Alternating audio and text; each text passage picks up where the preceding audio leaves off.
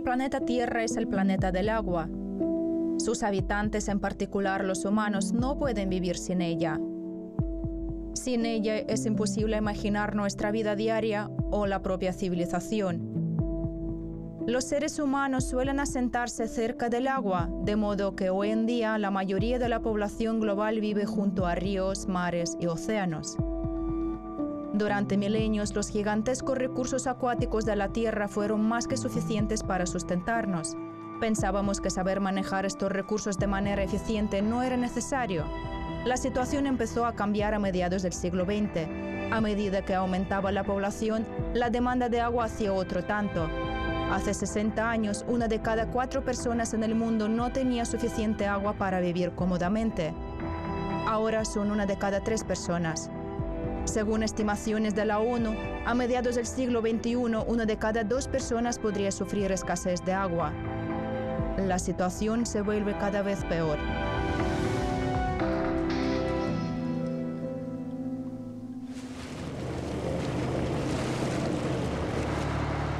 Nur Kim tiene 40 años. Vive en Yakarta, la ciudad más grande de Indonesia. Nació y creció aquí. Su vida está estrechamente vinculada al agua, pero vivir junto al agua se está volviendo muy peligroso. Allá por los años 80 solía frecuentar esta mezquita. Por aquel entonces el nivel del agua no era tan alto. Había casas por allí y vivía gente. El agua cubrió la costa de Yakarta a principios del presente siglo. Hoy toda la capital de Indonesia corre el riesgo de quedar inundada, especialmente el barrio Muara Baru, al norte de la ciudad, históricamente poblado por pescadores. Todos los pescadores saben que esta es la ley del mar. El nivel del agua aumenta cada 5 años. Siempre ha sido así. Siempre. Desde tiempos inmemoriales. Esos tiempos inmemoriales en proporción a la vida humana es un plazo muy corto a escala planetaria. El cambio climático registrado en el siglo XIX se volvió aún más evidente en la segunda mitad del XX y sigue transformando nuestro planeta.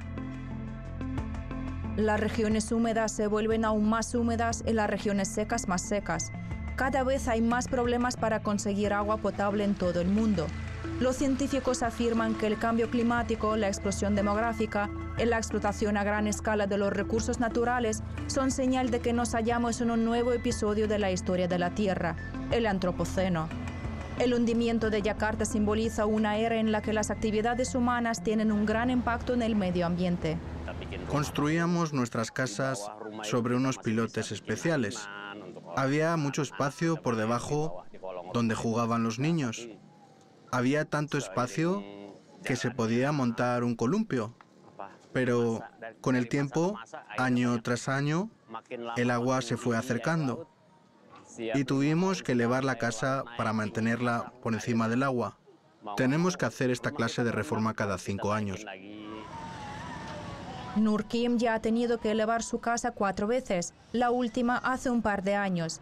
Compra postes de bambú usados, se traslada a una habitación y reemplaza los pilotes debajo de otra, haciéndolos más largos. Al terminar una habitación pasa a la siguiente. De ese modo logra elevar medio metro toda la casa en un par de semanas. Las inundaciones son algo común por aquí. Sufrimos inundaciones cada vez que hay una marea fuerte o el agua sube hasta cierto nivel. Luego, unas horas más tarde, el agua retrocede y tenemos que limpiar nuestras casas. A menudo los niños se enferman o se lesionan durante las inundaciones, pero hasta ahora solo un niño ha muerto.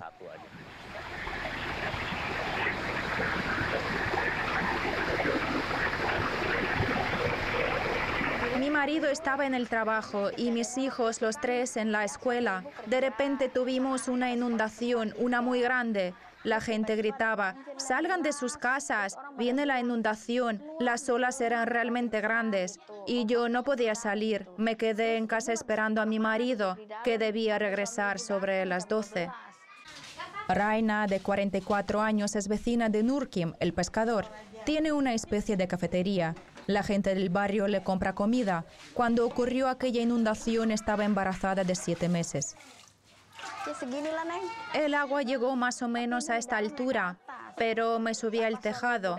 Cuando volvió mi esposo, me tomó en brazos. Estaba empapada de pies a cabeza. Me llevó al hospital, donde yo no corría peligro.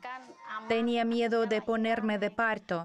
Después de examinarme, el médico me prohibió volver a casa. Ese mismo día me operaron. Raina dio a luz a gemelos varones. Ya han crecido y van al colegio. En lugar de la deteriorada casucha de madera, el marido de Raina construyó una nueva casa de piedra en la que todavía viven. Raina no quiere mudarse a otro sitio porque se crió aquí. Si venden su casa, es poco probable que puedan permitirse algo mejor. Sí, es peligroso, todos lo dicen, pero he vivido aquí desde niña, ya estoy acostumbrada. Hace bien poco nos dijeron que saliéramos de aquí de inmediato, que había riesgo de tsunami. Por suerte de esa sí nos libramos. En la habitación de Raina hay un pozo, básicamente un agujero en el suelo. Su agua es salada. Raina tiene que comprar tanto agua potable como procesada. Hay un término surgido en la era del Antropoceno, estrés hídrico. El agua escasea para todos, tanto para los pescadores que viven sobre ella como para sus vecinos, cuyas casas están construidas en tierra.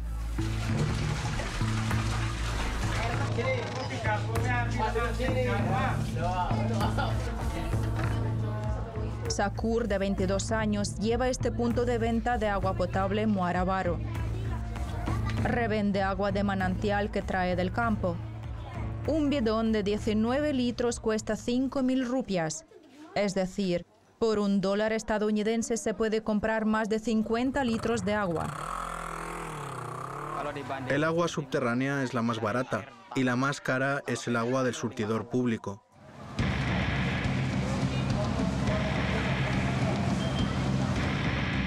Yakarta, una ciudad de 10 millones de habitantes, no tiene sistema centralizado de suministro de agua. Algunos habitantes, como Nurkim y Raina, compran agua carreada de otros lugares.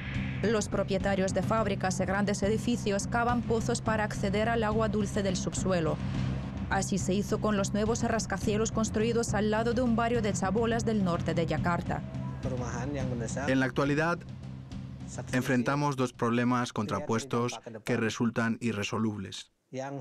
Por un lado, existe una necesidad acuciante de viviendas. Por otro, vemos que esos terrenos son totalmente inadecuados para la construcción.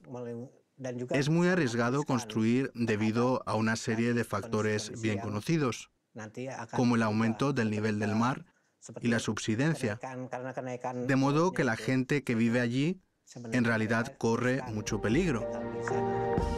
La escasez de agua potable es hoy un problema típico de muchas ciudades del mundo, desde San Paulo y Ciudad del Cabo hasta Delhi, México y Los Ángeles. Lo único que distingue a Yakarta es una larga serie de desafíos medioambientales. Los problemas con el agua se entretejen con el cambio climático y la contaminación por basura. Yakarta es un modelo a escala de nuestro planeta.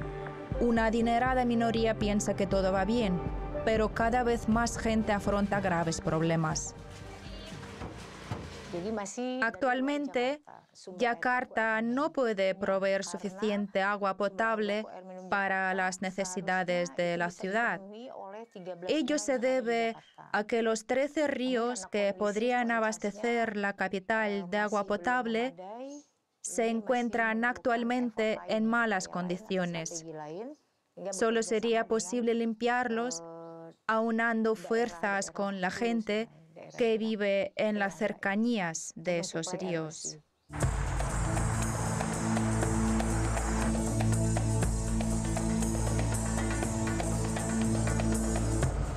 Yakarta debe traer del campo el agua potable que consume. Ridwan, que trabaja de conductor, no hace más de 3 viajes de ida y vuelta al día porque son varias horas de camino en cada dirección. Ridwan no cree que vaya a quedarse sin trabajo en breve, que se limpien los ríos y que los residentes de las afueras dejen de arrojar basura en ellos. Les da igual, les importa un bledo. Ridwan también vive en las afueras de Yakarta. Como todos, obtiene agua tratada del pozo y compra agua embotellada, igual que los residentes pobres del barrio Muara Baru. El principal problema es que nuestro gobierno no está actuando por el bien de todos. Solo tienen en cuenta los intereses de la clase media y media alta. No les importa que el hundimiento del suelo afecte sobre todo a los residentes pobres.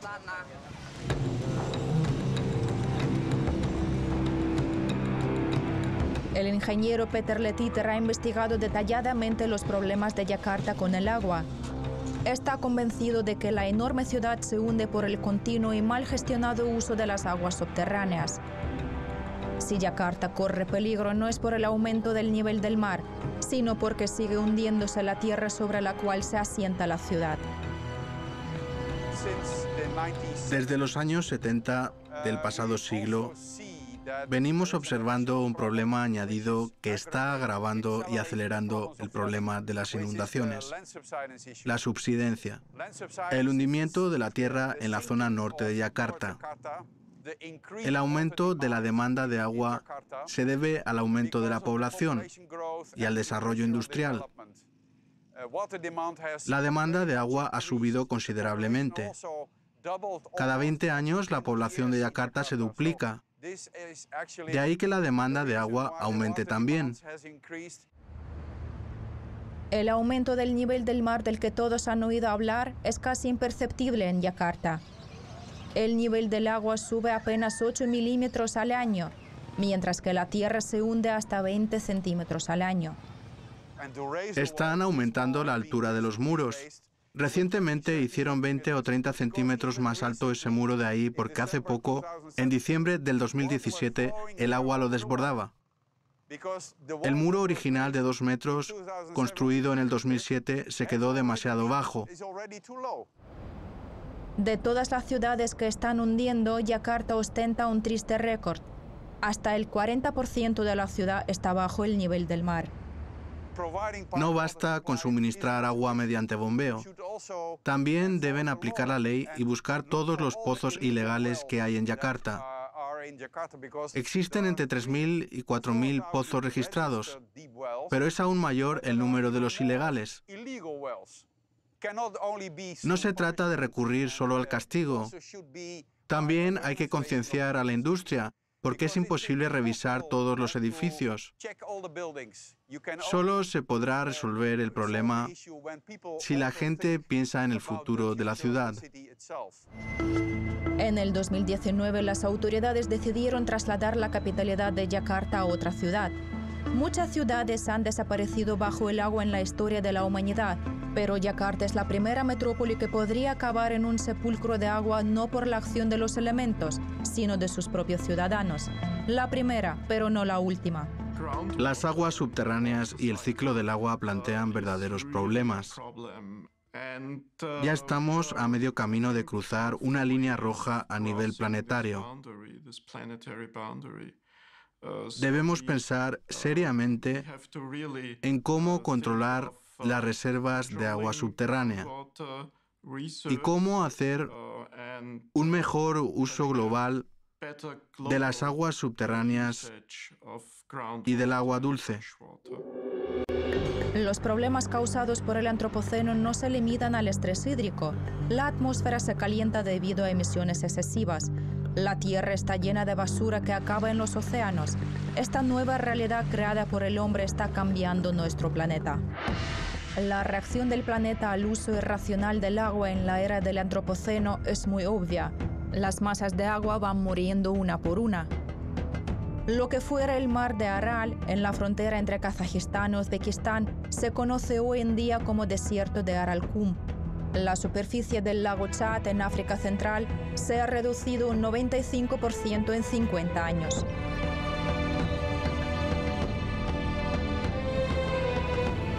El lago Poopó, situado en los Andes bolivianos a una altitud de 3.500 metros, solo puede encontrarse ya en los mapas antiguos. Desde el 2016, todas las guías de viaje informan que el lago Poopó se ha secado. Años que secaba siempre el lago Poopó. Cuando estuve joven yo, en 96, 99. Ahí retornamos, ahí estaba bien. Aquí había pejerrey, en este sector había. Después ya dura unos 5 años después ya. Ha rebajado también, estimado. Desde ahí ya no hay ahora pescado por este sector. Solamente flamencos nomás, cada año.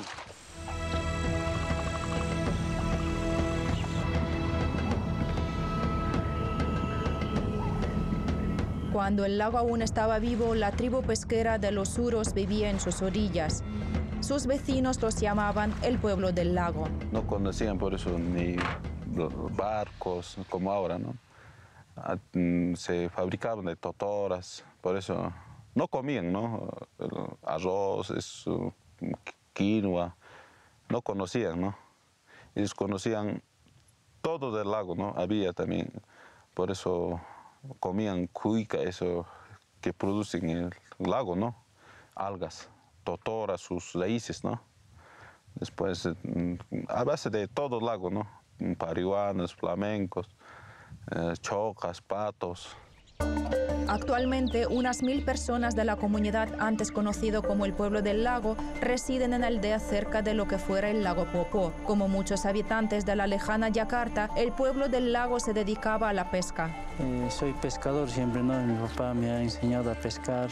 Junto con mi papá entrábamos al lago a pescar. Como ayudante yo iba, ¿no? A pescar. Entonces, en eso nos hemos acostumbrado ya, desde niñez nos hemos acostumbrado a pescar.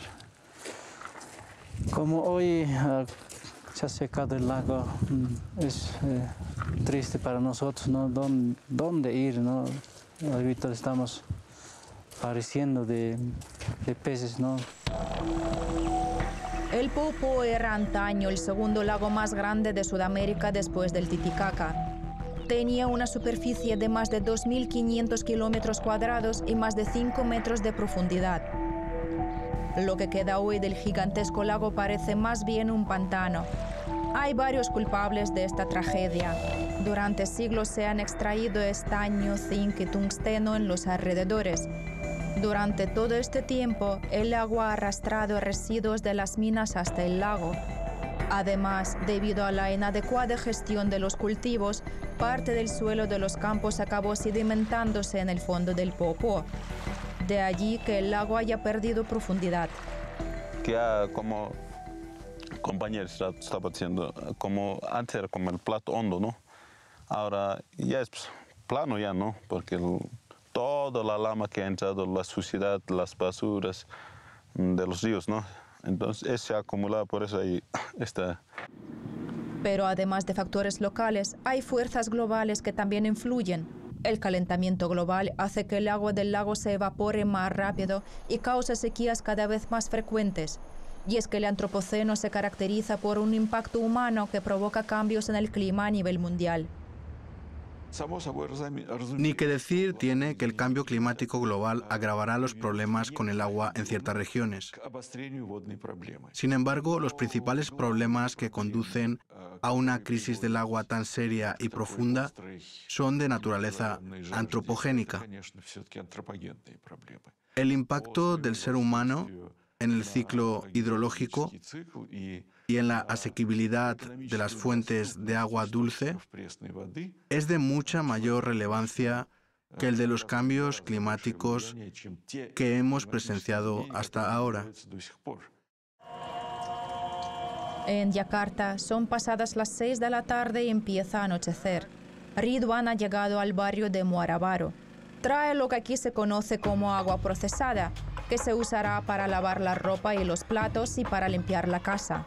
Para cocinar con ella hay que hervirla antes. Los vecinos se las ingenian para subir los bidones de 19 litros y cada uno de los pisos del edificio. La era del Antropoceno requiere desarrollar nuevas habilidades. Sampra, en otro tiempo pescador, ha subido un bidón a su apartamento.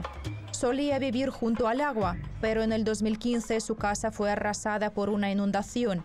Sampra y su madre lograron escapar. Me gusta más vivir aquí. Casi no hay ratas ni mosquitos. Donde vivíamos antes había inundaciones prácticamente todos los años y eran muy fuertes. En el quinto piso está a salvo de inundaciones, pero sigue teniendo que pagar 5.000 rupias por un bidón de agua, como antes. El suministro ininterrumpido de agua es la mayor ventaja de su nuevo hogar. En la antigua casa teníamos que comprar agua purificada. Había que llevar botellas y llenarlas en el camión cisterna. Cuando no venía, nos pasábamos el día sin poder lavarnos. Sampra no sabe nada del hundimiento del suelo en su vecindario. Después de todo, los edificios no tienen grietas. El suelo se hunde en una amplia zona, pero por ahora solo es visible con la ayuda de un equipo especial o durante una inundación. El problema de la escasez de agua limpia en Yakarta es muy grave. Las autoridades de la ciudad hacen lo posible para solucionarlo. Ante todo, hay que agilizar el desarrollo del sistema de suministro. Por desgracia, todavía no está tan extendido como quisiéramos y muchos hogares se ven obligados a usar aguas subterráneas. Con el desarrollo del sistema de suministro esperamos reducir la extracción de aguas subterráneas y algún día dejar de usarlas por completo. Algún día. Es por ahora el único plazo anunciado por los funcionarios de Yakarta.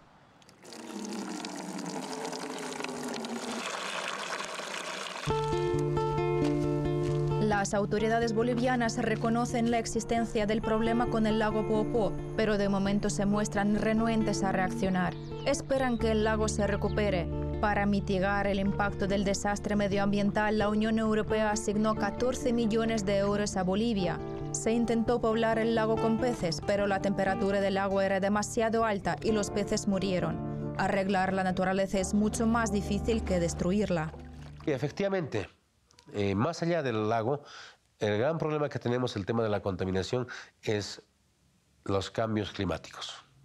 Bolivia es mínimo en su contaminación, pero hay países industrializados que contaminan las 365 días del año, no paran y no asumen su responsabilidad. Yo quisiera aprovechar más bien esta ocasión para pedirles de que esos países industrializados asuman su responsabilidad con el medio ambiente.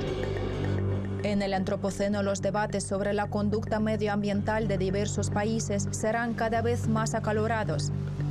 Lo demuestra el modo de tomar decisiones globales sobre el control de las emisiones. Es un nuevo factor de la política mundial que con el tiempo se hará notar todavía más. En cuanto a los países desarrollados, los países ricos, lo que manifiestan es una descarada negativa a hacer algo en detrimento de sus intereses a corto plazo.